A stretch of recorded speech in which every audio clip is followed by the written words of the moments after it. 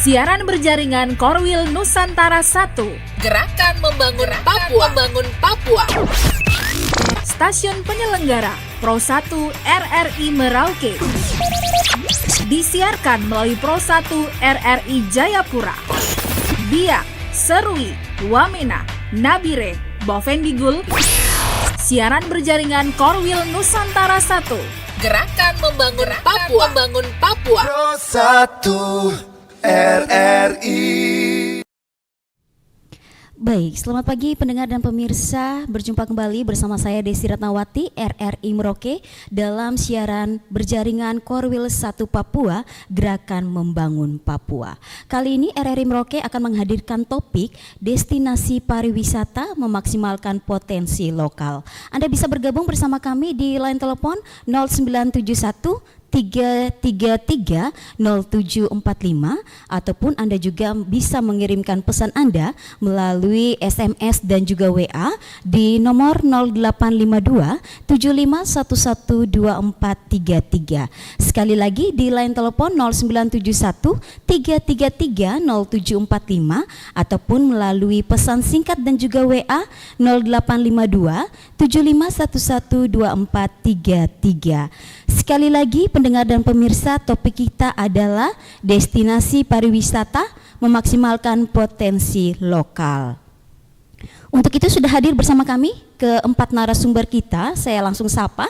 Yang pertama ada Sekretaris Dinas Pariwisata dan juga Ekonomi Kreatif Kabupaten Merauke, Bapak Theophilus B. Yolmen. Selamat pagi Pak. Selamat pagi Ibu Desi. Baik, apa kabarnya di hari ini? Hari ini ya baik-baik dan sehat. Baik, narasumber kedua kita ada Kepala Bidang Peningkatan Daya Tarik Destinasi Pariwisata Dinas Pariwisata dan Ekonomi Kreatif Kabupaten Merauke, Bapak Saharudin Sada Esos. Selamat pagi Pak. Selamat pagi Bu Desi, selamat pagi pendengar pemirsa Radio Republik Indonesia Merauke. Baik, selanjutnya ada pelaku usaha pariwisata Pantai Anasai, Kampung Matara, Distrik Semangga, atau biasanya juga ya masyarakat Kota Merauke biasanya mengetahui adalah Pantai Nasai. Ya, ada Bapak Marcelinus Kaise. Selamat pagi Pak. Selamat pagi Bu Desi. Baik, narasumber berikutnya ada juga pelaku usaha pariwisata Mangrove Garden, Ibu Rini Sukirno. Selamat pagi Ibu. Selamat pagi Mbak Desi, selamat pagi para pemirsa RRI se-Papua. Baik, pendengar dan pemirsa, siaran berjaringan Korwil 1 Papua Gerakan Membangun Papua ini disiarkan langsung juga oleh RRI Jayapura, Serui, Nabire, Wamena, Biak dan juga Bovendigul. Baik, mungkin saya langsung saja nih. Yang pertama ke Bapak Sekretaris ya, Bapak Theo. Ya, terkait dengan destinasi pariwisata yang ada di Kabupaten Merauke. Mungkin Bapak juga bisa memberikan gambaran kira-kira kondisi atau keadaan destinasi pariwisata yang ada di Kabupaten Merauke ini seperti apa Pak? Oke, Ibu Desi. Selamat pagi Bapak Ibu pemirsa pendengar RRI di mana saja berada. Sementara kami dari Dinas Pariwisata kita sama-sama tahu begitu luas Kabupaten Merauke yang terdiri wilayah distrik, wilayah 45.013,35 km persegi yang terdiri dari 22 distrik dan 11 kelurahan dan 179 kampung. Sementara ini kami bergerak dalam bidang destinasi wisata, bekerja sama dengan masyarakat pengelola destinasi wisata dari 22 distrik yang sementara kami bekerja sama sekitar wilayah kota yang bergerak di destinasi wisata, khususnya pesisir pantai darat. Dan selalu kita adakan bekerja sama dengan pengelola destinasi wisata sampai saat ini. Mungkin saya. Iya, tadi Bapak juga sudah menyampaikan bahwa ini memang ada kerjasama juga dengan pihak atau mungkin masyarakat yang ada. Namun strategi seperti apa yang dibangun oleh dinas sendiri dalam mungkin merangkul masyarakat yang ada sehingga strategis ini memang benar-benar bisa mencangkup untuk masyarakat yang ada di Kabupaten Merauke, terlebih khusus untuk pariwisata yang ada. Ya, kita sering memberikan mereka pelatihan, khususnya masyarakat lokal yang dianggarkan dari dana DAU dan Otsus. Tapi Otsus itu kita pakai untuk destinasi wisata yang khususnya untuk OAP yang selama ini kita sudah jalankan. Iya, berarti apakah memang tahun ini akan berfokus pada masyarakat terlebih khusus untuk putra dan putri daerah yang ada di Kabupaten Merauke, Pak? Ya, sementara ini ya dari 2022 semenjak kita mendapatkan anggaran tambahan dari Otsus. Dulu kan tidak ada Otsus untuk Dinas Pariwisata dan Dinas Kebudayaan dan Pariwisata. Dulu kan kita masih bersatu. Setelah ada nomenklatur baru sesuai dengan harus Dinas Kebudayaan kembali ke Dinas Pendidikan dan Kebudayaan dan kita Dinas Pariwisata menjadi Dinas Pariwisata dan Ekonomi Kreatif dengan peraturan Undang-Undang Republik Indonesia nomor 10 tahun 2009 tentang kepariwisataan. Iya, berkaitan dengan dana Otsus. Nah, ini memang sudah ada diperuntukkan untuk masyarakat asli Papua. Namun bagaimana dengan kebijakan ataupun juga program yang memang sudah disusun oleh dinas sendiri, Dinas Pariwisata Kabupaten Merauke untuk mendukung pengembangan atau mungkin destinasi wisata yang ada di Kabupaten Merauke terlebih khusus untuk masyarakat yang ada di kampung-kampung yang ada nih, Pak. Oke, Ibu Desi, terima kasih. Memang selama ini kita memberikan mereka bantuan pelaku usaha khususnya OAP karena dua anggaran, pos dua anggaran, ada DAU, ada Otsus. Kalau Otsus kita peruntukan untuk khususnya untuk orang Papua. Kita kasih pelatihan dan sosialisasi dan kita kasih berupa bantuan barang yang selama ini kita sudah selama 2 tahun ini kita sudah jalan. Iya, bagaimana dengan masyarakat boleh dikatakan bukan asli Papua ini, Pak? Apakah memang juga ada bantuan dari dinas sendiri terkait dengan pariwisata? Kalau kita untuk di luar dari OAP itu kita pakai bantuan dari DAU. Karena ada DAK, tapi tahun ini untuk khususnya dari pusat kita tidak dapat jatah, tapi tetap kita masih gunakan dari dana DAU. Oke, baik. Selama ini masih bisa diatasi juga ya, masih. Pak. Baik, kita juga akan mengetahui kira-kira berapa banyak destinasi wisata yang ada di Kabupaten Merauke, tapi nanti akan dijawab oleh Bapak Saharudin ya. Baik Pak, terkait juga dengan pariwisata yang ada di Kabupaten Merauke, kita mengenal nih Merauke berbagai macam destinasi wisata memang sudah ada nih Pak. Namun kira-kira terkenal juga dengan budaya, adat istiadat yang ada. Bagaimana dari dinas sendiri seandainya ada destinasi yang baru tapi tidak meninggalkan nilai-nilai budaya atau mungkin adat yang ada sehingga semua dapat terjalin dengan baik antara masyarakat, pemerintah dan juga mungkin pihak-pihak yang terkait. Silakan Pak Sekretaris. Sementara ini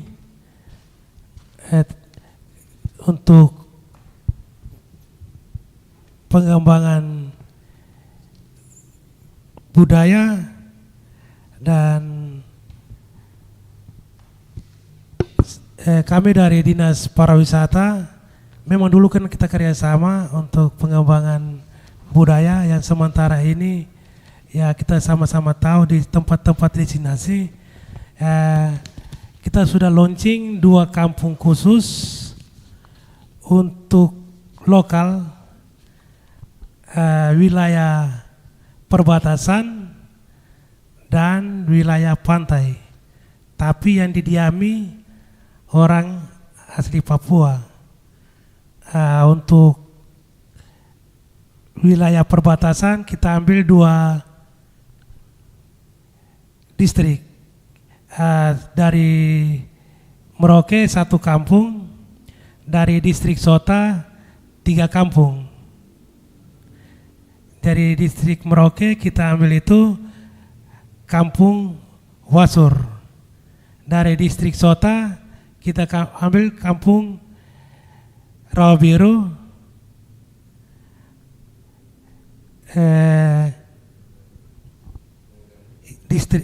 kampung Yanggandur dan kampung Sota, distrik Sota.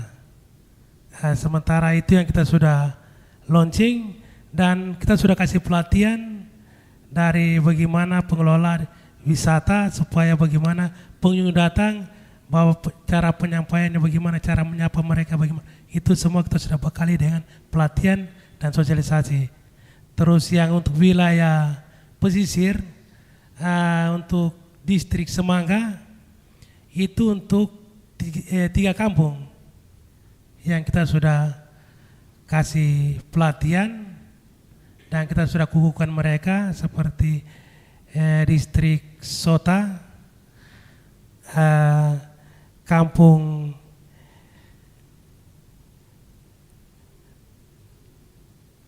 dari pesisir pantai dari Sirapu sampai Nasai, termasuk 3 kampung itu sudah masuk dan kita sudah launching untuk menjadikan kampung wisata lokal. Begitu. Iya, baik. Saya beralih ke Pak Sahabudin selaku Kepala Bidang Peningkatan Daya Tarik Destinasi Pariwisata. Nah, untuk secara keseluruhan destinasi pariwisata yang ada di bawah naungan Dinas Pariwisata Kabupaten Merauke ini sebanyak berapa yang ada nih Pak? Dan apakah memang ada data yang akurat terkait dengan mungkin masyarakat lokal dan juga yang lainnya nih Pak, silakan. Baik, terima kasih Bu Desi. Terkait kampung-kampung lokal yang menjadi prioritas dari kami Dinas Pariwisata dan Ekonomi Kreatif, dapat saya jelaskan di sini. Mungkin saya menambahkan sedikit terkait informasi dari Bapak Sekretaris tadi. Sesuai arahan Kepala Dinas kami, Bapak Ben Hur Rentandatu SE, Kepala Dinas Pariwisata dan Ekonomi Kreatif, sejak tahun 2022 beliau menjabat sebagai Kepala Dinas definitif menjadi atasan kami. Arahan beliau bahwa pengembangan kawasan pariwisata harus kami bagi. Jadi khusus untuk tahun 2022 sampai dengan saat ini kami membagi 3 pengembangan pariwisata. Yang pertama, kami mencoba untuk mengembangkan kawasan perbatasan yang sudah barang tentu di sini didiami oleh masyarakat orang asli Papua dan kampung-kampung lokal yang sudah tadi dijelaskan Pak Sekretaris, 4 kampung lokal. Lalu tahun kemarin kami launching kembali 3 kampung yang berada di kawasan Sinai, Sirapu sampai Anasai, itu khusus yang pengembangan kawasan pesisir. 3 kampung ini yaitu Kampung Matara, Kampung Waninggap Nanggo, dan Kampung Urum, yang memiliki potensi pantai tidak kalah dengan Pantai Lampu Satu. Bahkan di sana kondisinya jauh lebih natural, lebih bersih, sehingga arahan pimpinan bahwa coba kita kembangkan di sana sehingga ini bisa tahun kemarin bisa kita realisasikan, dan ini akan terus kita kembangkan secara berkelanjutan dari sisi pendampingan dalam hal ini membantu pihak pelaku usaha pariwisata untuk bagaimana sarana prasarana pendukung kita dari pemerintah hadir untuk membackup, seperti contoh pembangunan gazebo atau honai, terus toilet pengunjung, yang mana kan ketika pengunjung hadir di situ dan dia pingin buang air kecil, harus ada fasilitas yang tersedia, termasuk dengan sarana sanitasinya seperti itu. Untuk destinasi, dari jumlah destinasi yang ada di Kabupaten Merauke, dari 22 distrik ini, kita berdasarkan review Riparkap kami, rencana induk pembangunan kepariwisataan Kabupaten Merauke, yang tahun kemarin juga sudah kita review, itu terdapat 79 destinasi wisata, Bu. Jadi fokus kita dari 79 ini, kita melihat yang tumbuh. Jadi yang datang pengunjung baik lokal maupun yang dari luar, setelah kita petakan, kita turun lapangan, kita evaluasi, dari jumlah destinasi yang bisa kita melakukan pendampingan itu ada 12 destinasi yang memang menurut kami punya potensi untuk dia akan berkembang gitu. Mungkin itu sementara dari kami. Iya, seperti yang tadi Bapak sampaikan bahwa melihat potensi berkembangnya seperti apa. Nah, bagaimana dengan keadaan 1000 Musamus yang ada, kemudian Pantai Lampu Satu dan juga Sota. Karena kalau kita berbicara mengenai Kota Merauke, orang yang datang di Kota Merauke belum, bahasanya belum wow, belum afdol ketika belum menginjakan kaki di di Sota atau di Lampu Satu dan juga 1000 Musamus. Ini seperti apa, Pak? Yang pertama mungkin untuk Pantai Lampu Satu, kami sangat bersyukur mendapat perhatian dari Kementerian Pariwisata dan Ekonomi Kreatif saat itu Pak Menteri Bapak Sandiaga Salahuddin Uno tahun kemarin memberikan anggaran dari dana alokasi khusus fisik maupun non fisik. Itu kami dari Dinas Pariwisata tahun kemarin dapat membangun sarana prasarana pendukung di Pantai Lampu Satu. Jadi kalau mungkin tidak ada halangan dalam waktu dekat, Bapak Bupati akan meresmikan sehingga nantinya fasilitas sarana prasarana pendukung ini bisa dimanfaatkan oleh masyarakat luas di Kabupaten Merauke untuk berkunjung ke tempat rekreasi di Pantai Lampu Satu. Bertahap kita akan coba menata Lampu Satu sesuai arahan pimpinan, sehingga nanti kita akan buat jalur masuk dan keluar, kita akan tertibkan. Tentunya ini bekerja sama juga dengan teman-teman dari lintas sektoral di OPD terkait, termasuk pengelolaan sampahnya yang selama ini menjadi persoalan yang tidak habis-habis karena terkait kesadaran membuang sampah yang sembarang, itu juga menjadi salah satu fokus kita untuk kedepannya. Untuk PLBN memang karena PLBN ini berada di Kampung Sota yang sudah tentu menjadi salah satu kampung wisata kategori rintisan yang telah kita launching tahun 2023. Ini juga kedepannya akan menjadi fokus kita karena di sekitaran PLBN itu ada konsep dari pimpinan bahwa coba kita bangun orang tidak sekedar datang ke perbatasan langsung balik gitu, pulang. Tapi akan ada fasilitas tambahan yang bisa membuat pengunjung itu bisa betah di situ berlama-lama sehingga mereka bisa mungkin menikmati suasana perbatasan, lalu mungkin bisa menikmati kuliner yang ada khas Papua di sana, lalu cindera yang bisa mereka bawa pulang gitu dari pelaku-pelaku ekonomi kreatif yang ada di Sota seperti itu. Iya, ini sangat menarik sekali. Ketika mungkin ya, kalau kita berbicara mengenai Kota Merauke, memang ada beberapa yang memang baru dibuka. Salah satu contohnya adalah Pantai Anasai yang ada ini baru 1 tahun lebih ya Pak untuk berjalan dengan baik sampai diketahui oleh masyarakat yang ada. Dan juga Mangrove Garden ini sudah beberapa tahun namun baru terkenal lagi di tahun yang baru ini. Nah, bagaimana dari dinas sendiri untuk bisa mempertahankan kualitas yang ada sehingga masyarakat ini, bukan saja masyarakat Kota Merauke, namun mungkin di luar Kota Merauke mau tertarik untuk datang mengunjungi Kota Merauke dan melihat destinasi wisata yang ada di Kabupaten Merauke. Bagaimana strategis dari Dinas Pariwisata sendiri tanpa menghilangkan nilai-nilai yang memang sudah ada? Silakan Pak. Iya baik, terima kasih. Terkait Pantai Anasai, selama ini kami khusus Dinas Pariwisata dan Ekonomi Kreatif selalu melakukan pendampingan kepada teman-teman pelaku usaha pariwisata di sana. Jujur saya sampaikan di sini bahwa pengelola usaha pariwisata Pantai Anasai ini menjadi pionir di kawasan Sirapu sampai Anasai, sehingga teman-teman dari Bapak Marcel dan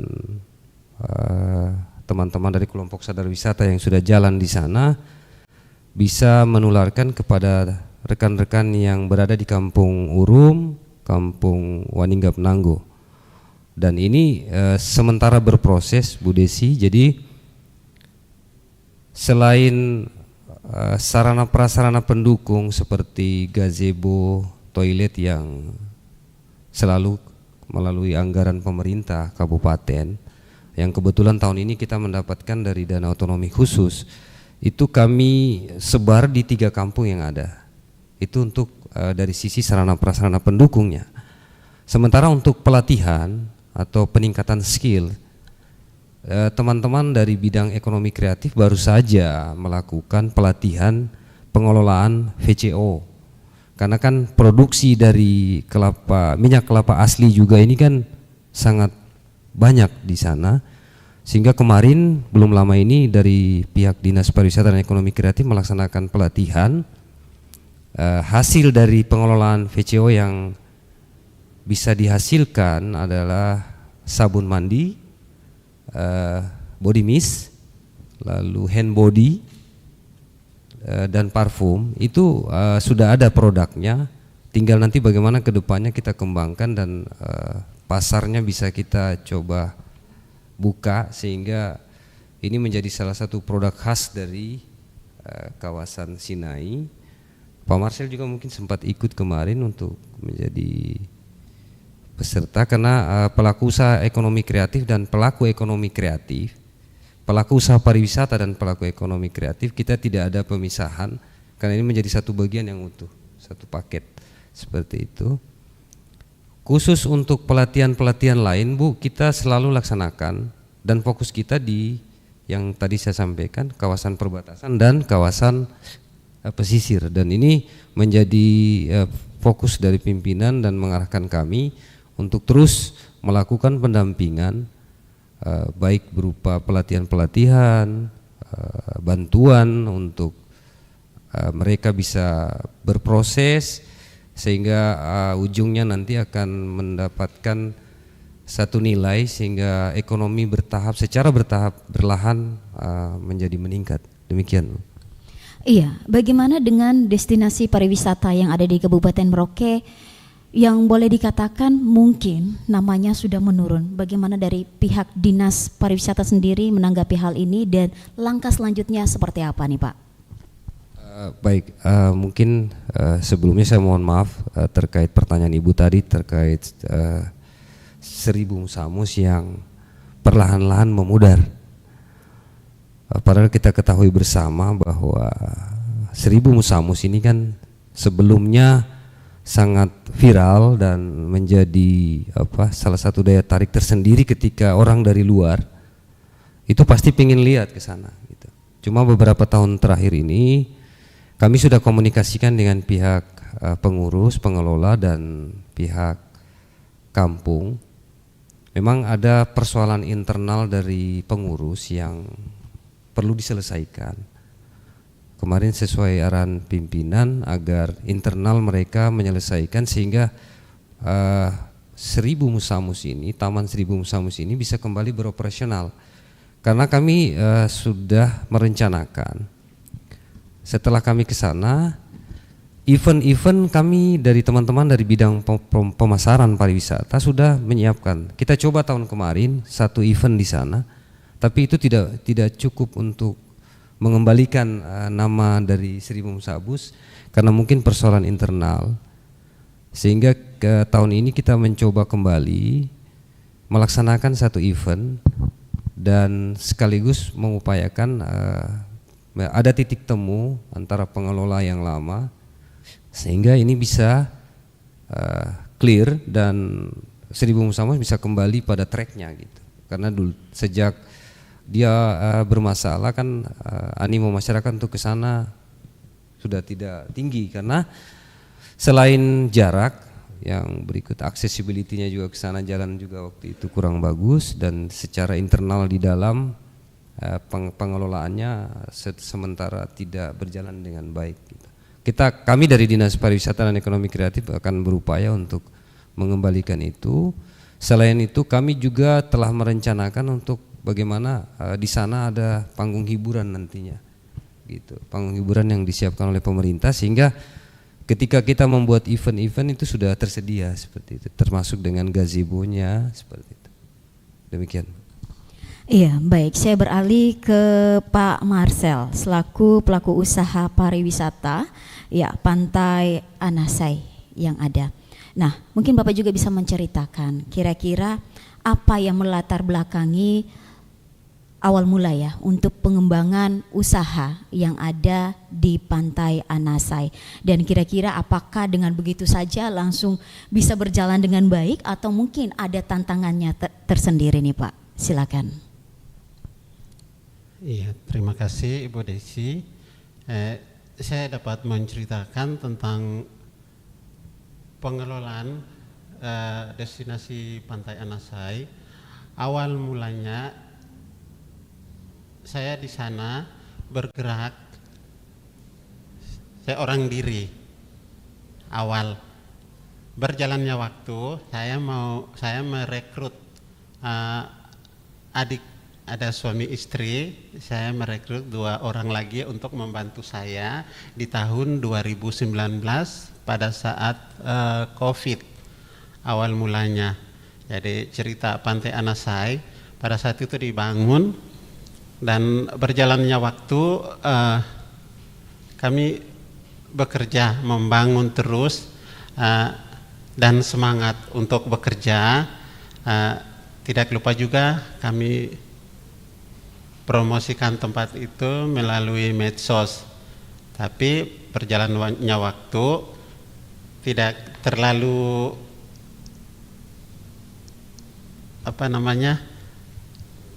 belum dikenal, jadi tidak ada kata untuk menyerah.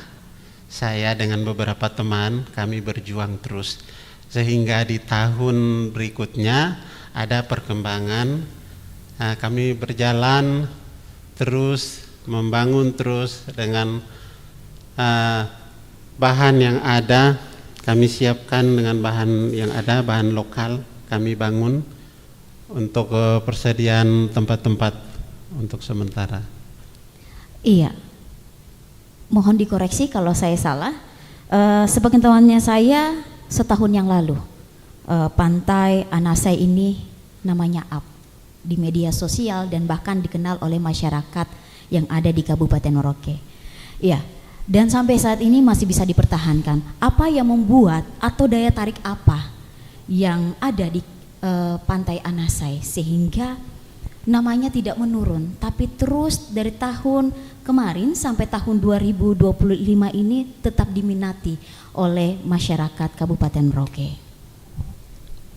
Iya. Kami di sana selaku pengelola, kami berkomitmen untuk mempertahankan suatu tempat destinasi Pantai Anasai. Kami selalu menjaga kebersihan, itu yang utama. Kebersihan, pelayanan kami jaga betul. Untuk itu tidak lupa juga kami mempromosikan terus melalui medsos. Oke, selain kebersihan adalah pelayanan yang Ya, diberikan yang pelayanan, terbaik ya. ya.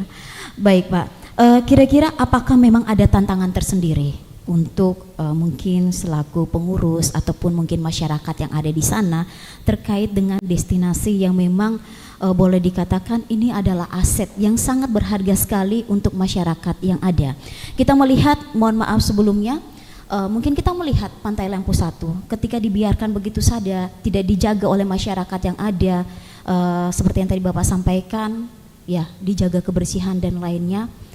Bagaimana Bapak juga bisa merangkul dari masyarakat yang ada, karena ini menyangkut untuk ekonomi juga nih Pak, silakan. Iya, saya selaku pengelola, saya berjuang merangkul saudara-saudara saya di tempat saya di sana, khususnya di Kampung Matara, Dusun Anasai, bekerja sama terus dengan saudara-saudara, merangkul dan memberi motivasi untuk kedepannya bisa saudara-saudara saya bisa bergabung dan membangun tempat-tempat tersebut yang tadinya tidak ada, cuma satu tempat yang saya kelola. Puji Tuhan di tahun 2024 kemarin sudah ada pengembangan lagi menjadi dari 1 titik menjadi 4 titik. Nah, mungkin langsung bisa dijelaskan kepada masyarakat ya yang sedang mendengarkan ini, mungkin saja dari luar Kota Merauke yang ingin berkunjung bisa langsung ke Pantai Anasai. Kira-kira apa saja yang bisa didapatkan di sana, kemudian titik-titiknya di mana saja, mungkin bisa dijelaskan nih Pak, silakan. Siap. Untuk saudara-saudara para pemirsa dan pendengar Setana Papua, saya sebagai pengelola Pantai Anasai menawarkan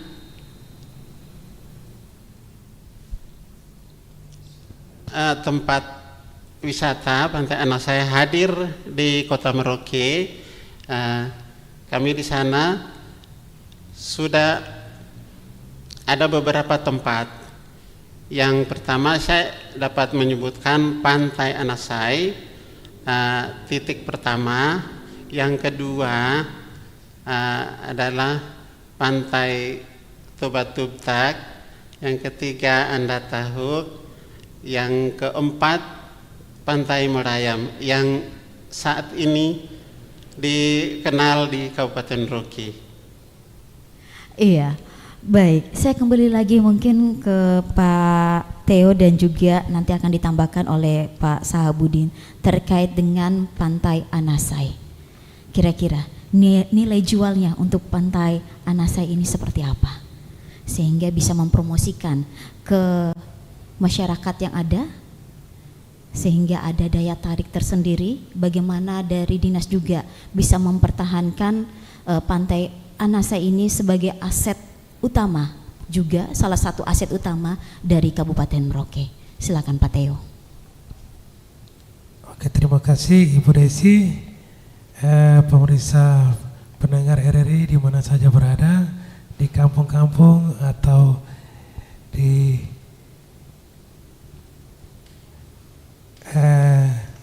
kota. Dari saya, dari kami dari Dinas Pariwisata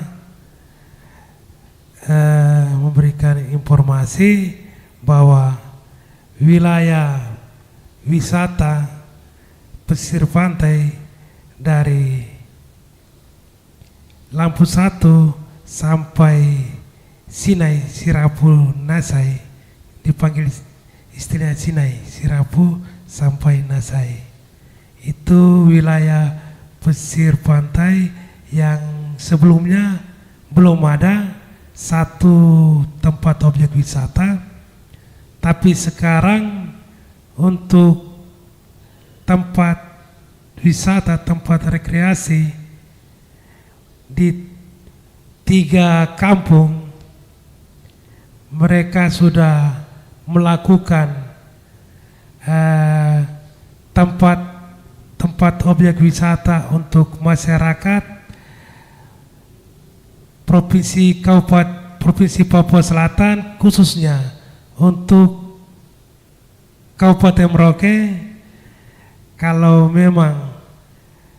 mau refreshing ya bisa ke Sinai Sirapunasai, karena disitulah kita bisa temukan itu asli masyarakat, asli orang Marin yang mereka kelola aset alam dengan cara mereka sendiri. Dan kita dari pemerintah sudah memberikan pembekalan, pelatihan, sosialisasi, dan pembentukan Pokdarwis untuk melayani pengunjung atau masyarakat, pengunjung dari mancanegara atau dalam wilayah setempat. Itu saja. Terima kasih. Iya, baik. Silakan Pak Sabudin, dan juga ini mungkin terkait dengan infrastruktur jalan yang ada. Kita mengetahui bahwa mungkin jarak antara dari kota ke pantai Anasai ini tidak terlalu jauh, Pak. Namun ketika mungkin cuaca yang tidak memungkinkan, hujan, ini akan sangat sekali menghambat. Nah, strategis apa yang akan dilakukan oleh dinas sendiri sehingga pengembangan dari pantai Anasai ini akan terus berlanjut ke depannya? Baik, terima kasih Bu Desi. Terkait infrastruktur untuk accessibility dari Kota Merauke ke Pantai Anasai,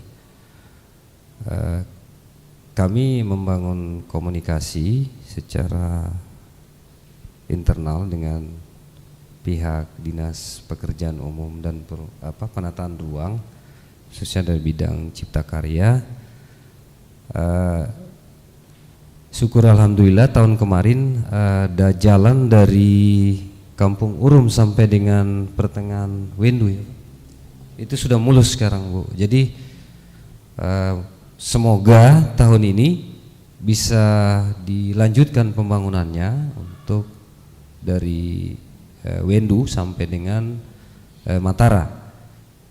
Walaupun memang saat musim penghujan bisa dikatakan kita masih bisa akses, tapi ya dengan perjuangan juga, karena dari Serapu saja itu kita sudah mulai susah di situ karena ada beberapa kubangan yang sudah rusak.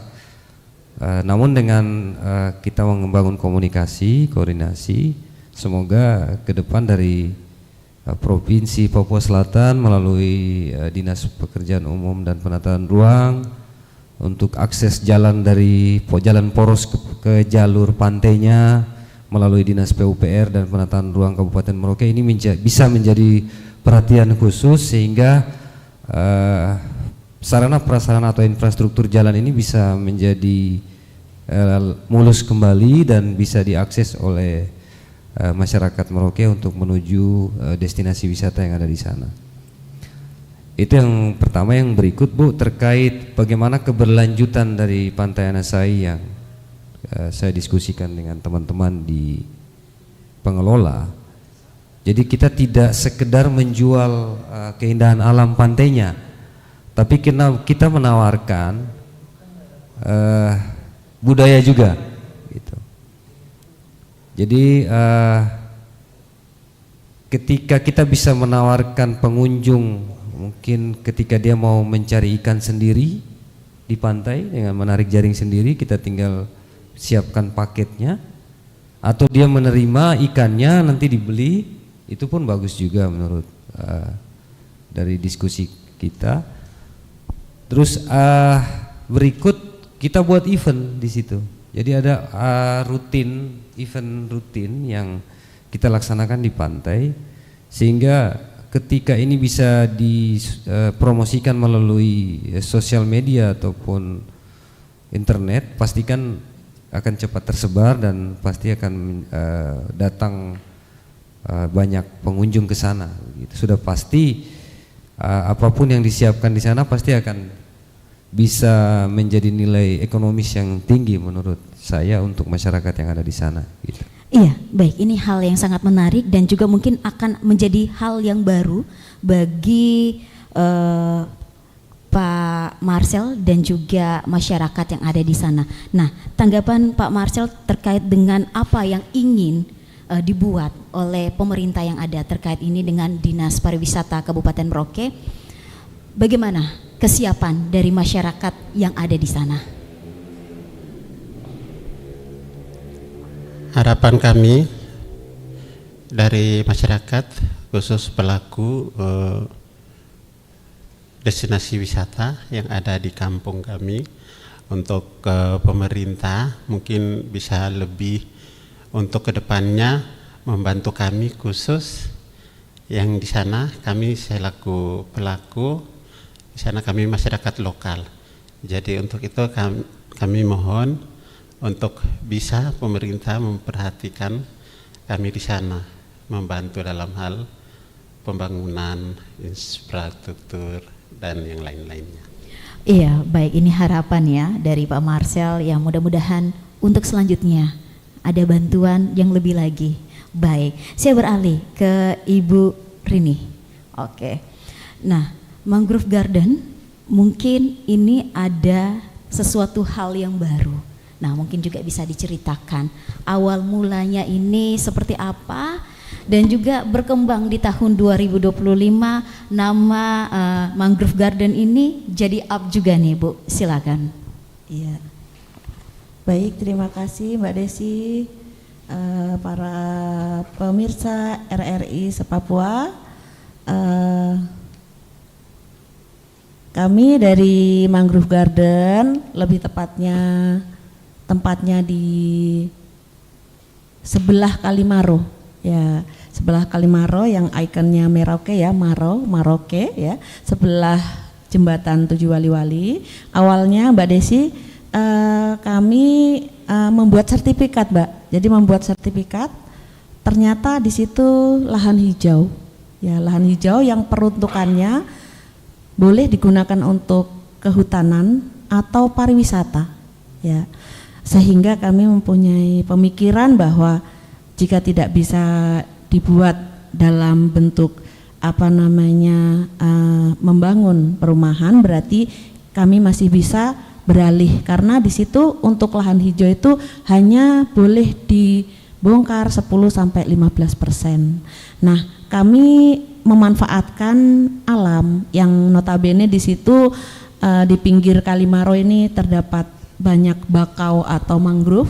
Nah, itu kami masih lestarikan sampai sekarang dan banyak yang kami tanam kembali, walaupun ada beberapa hutan yang sudah kami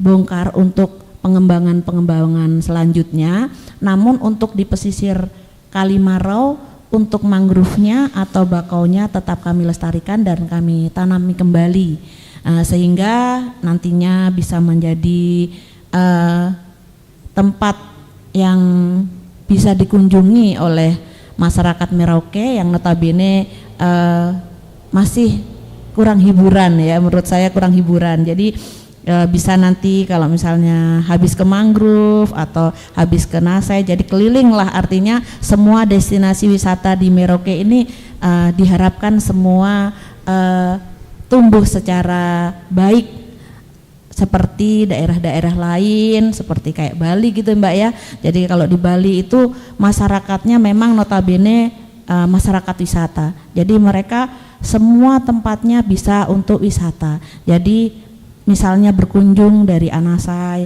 nanti berkunjung lagi ke mangrove, belum lagi nanti ke Lampu Satu, kemudian ke Tablem. Jadi orang tuh tidak jenuh. Jadi setiap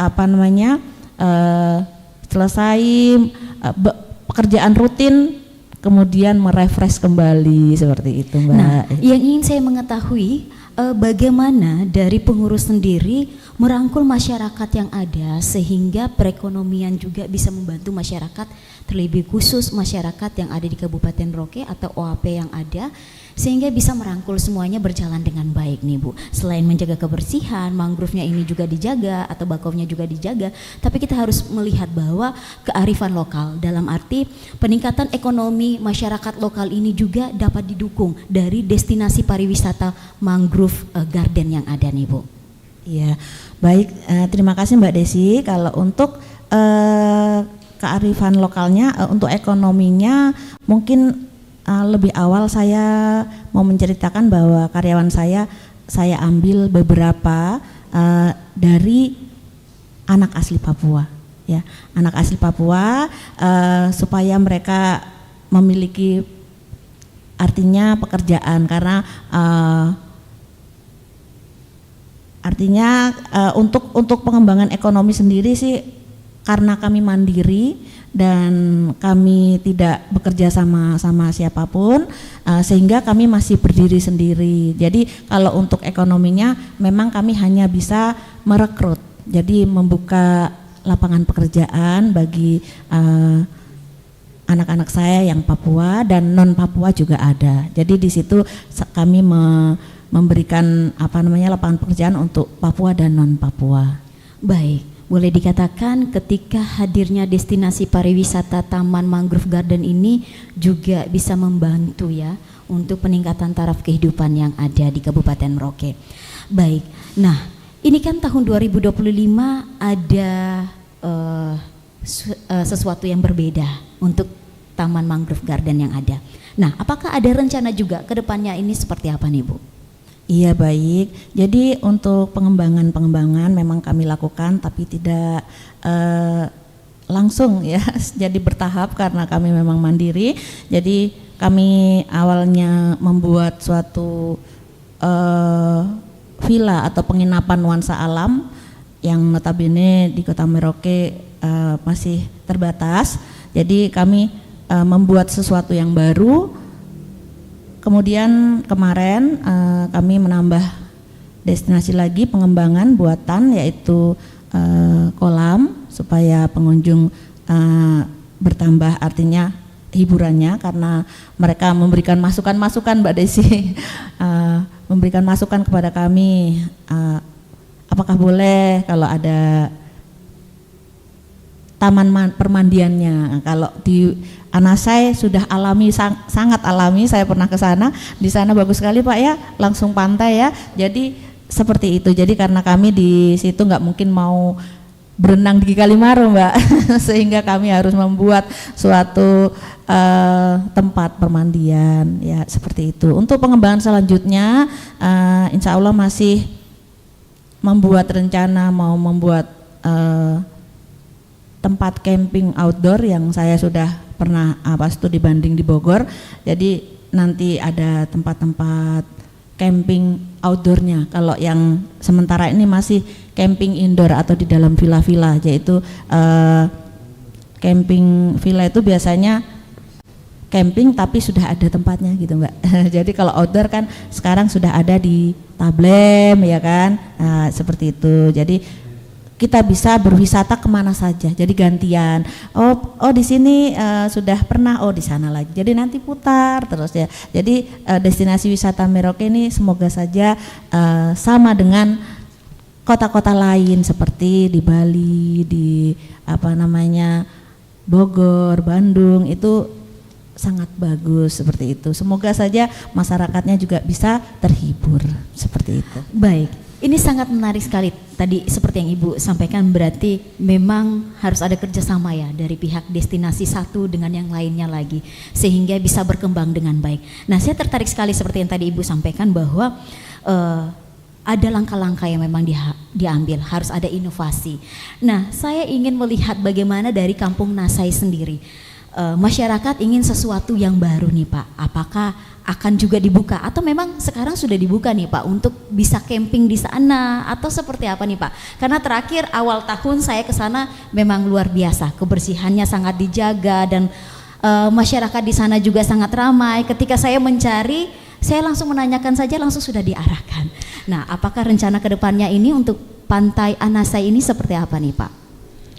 Ya, untuk rencana ke depannya masalah tadi Ibu sampaikan masalah camping. Memang untuk kegiatan camping itu sudah dari awal, dari tahun ke tahun memang ada kunjungan untuk mereka camping. Terakhir di awal tahun ini memang sangat banyak peminat untuk mereka camping di Pantai Anasai. Seperti itu. Iya, untuk sesuatu hal yang baru ke depannya ini, apakah memang ada terobosan baru juga sebagai penanggung jawab? Mungkin ada ide dari masyarakat yang ingin mau dibuat nih Pak? Oh iya, ada masukan dari masyarakat ya. Untuk saya selaku pengelola ada ide-ide mereka sampaikan bahwa harus ada tempat khusus untuk biar masyarakat mau datang camping, kami sediakan tempat khusus biar pada saat mereka camping kan tidak terganggu dengan adanya pepohonan dan sebagainya. Iya. Baik, mudah-mudahan bisa segera ya Pak. Baik, ini mungkin pertanyaan terakhir saya untuk keempat narasumber saya. Kira-kira hal penting utama apa yang harus segera dilakukan di Kabupaten Merauke untuk benar-benar mengoptimalkan potensi lokal, baik itu dari segi kebijakan, kemudian inovasi yang ada, maupun mungkin kolaborasi antara pihak pengusaha yang ada dan juga pemerintah untuk memastikan juga bahwa potensi wisata lokal yang ada di Kabupaten Merauke bisa berkembang, tidak jatuh, boleh dikatakan seperti itu, terus berinovasi dan juga berkembang. Mungkin dimulai dari Ibu Rini dulu, kemudian Pak Marcel, silakan. Baik, terima kasih Mbak Desi. Jadi untuk kami pelaku usaha destinasi wisata buatan dan alam, pertama mengucapkan banyak terima kasih kepada Dinas Pariwisata dalam hal ini selalu mengundang kami Mbak. Jadi memang ada khusus untuk orang asli Papua dan kami tidak apa-apa, dan karena memang ini di tanah Papua, tapi kami selalu dilibatkan. Jadi selalu kalau misalkan membuat pelatihan kami diundang, juga karena kami artinya pemilik usaha wisata. Nah, dalam hal ini kami mengharap atau memberikan saran, mana tahu nanti kalau misalnya kami dari Papua ini di Merauke khususnya Papua Selatan, kami yang pelaku-pelaku usaha baik orang asli Papua dan non Papua bisa di studi bandingkan Mbak, supaya nanti kalau misalnya kami bisa keluar daerah, bisa mengambil ilmunya, mengambil manajemen pengelolaan pariwisatanya, misalnya oh ya pariwisatanya seperti ini supaya awet dan berkembang seperti apa, seperti itu harapan kami. Baik, terima mungkin kasih. bisa dicatat oleh Dinas Pariwisata Kabupaten Merauke. Baik, silakan Pak Marcel. Ya, terima kasih. Harapan saya untuk dari pengelola Pantai Anasai, mengucapkan banyak terima kasih atas dukungan sepenuhnya dari Dinas Pariwisata untuk kami masyarakat lokal yang sudah bergerak di tempat-tempat kami, khususnya destinasi pariwisata yang ada di 3 kampung. Terima kasih atas dukungannya. Untuk harapan ke depan, biar lebih untuk bekerja sama lagi, kami sebagai pengelola destinasi masing-masing tempat yang ada di 3 kampung berharap bisa lebih, kami bisa keluar lagi, misalkan bisa ikut studi banding di luar biar kami bisa lebih belajar. Nah, memang kalau kita dari Dinas Pariwisata tetap kita akan berkolaborasi dengan dinas terkait yang membimbing, yang selalu menemani. Bukan kita dari Dinas Pariwisata saja, tapi ada dari SKPD tertentu yang langsung turun membimbing, memberikan support kepada teman-teman kita atau pengelola destinasi wisata, dan selalu kita kolaborasi untuk mengembangkan destinasi wisata baik dari ekonomi kreatif maupun pelatihan untuk bagaimana pengelola destinasi wisata tersebut bisa lancar dan pengunjung dari wisata mancanegara dan wisata Nusantara. Contoh seperti, ya saya kasih contoh seperti 2 tahun aja, dari 2023 itu wisata mancanegara tahun 2023 503 dan wisata Nusantara 134.400. Itu dalam 1 tahun itu 2023. Kalau 2024 meningkat pengunjungnya dari wisata mancanegara 1.281. Itu 2024 pengunjung yang datang ke Kabupaten Merauke, Provinsi Papua Selatan, Kabupaten Merauke. Untuk wisata Nusantara 142,565. Itu kita lihat 2024 itu sudah meningkat dibandingkan dengan tahun sebelumnya. Maka itu saya minta untuk teman-teman, rekan-rekan atau dari SKPD untuk bisa membantu mendukung kami supaya kita berkolaborasi, karena masyarakat itu milik kita bersama untuk membangun tanah marin ini. Kalau satu dinas yang bergerak, tidak mungkin bisa masyarakat kita bisa maju kalau kita tidak bisa bekerja sama. Terima kasih. Baik, terima kasih Pak Theo. Silakan Pak Sahabudin, mungkin singkat ya terkait dengan menggali potensi lokal yang ada. Silakan Pak. Baik, terima kasih. Dalam hal ini juga saya ingin berterima kasih kepada Bapak Bupati dan Ibu Wakil Bupati terkait bidang pariwisata masuk menjadi salah satu fokus beliau berdua dalam pembangunan di Kabupaten Merauke untuk 5 tahun ke depan, sehingga ini menjadi optimis bahwa pariwisata akan menjadi prioritas dan sudah pasti akan berkelanjutan apa yang telah Dinas Pariwisata dan Ekonomi Kreatif laksanakan dan rencanakan untuk pengembangan pariwisata berkelanjutan dengan mengusung kampung-kampung lokal ini yang menjadi prioritas kita, sehingga kedepannya bisa mengangkat perekonomian dan meningkatkan kesejahteraan masyarakat.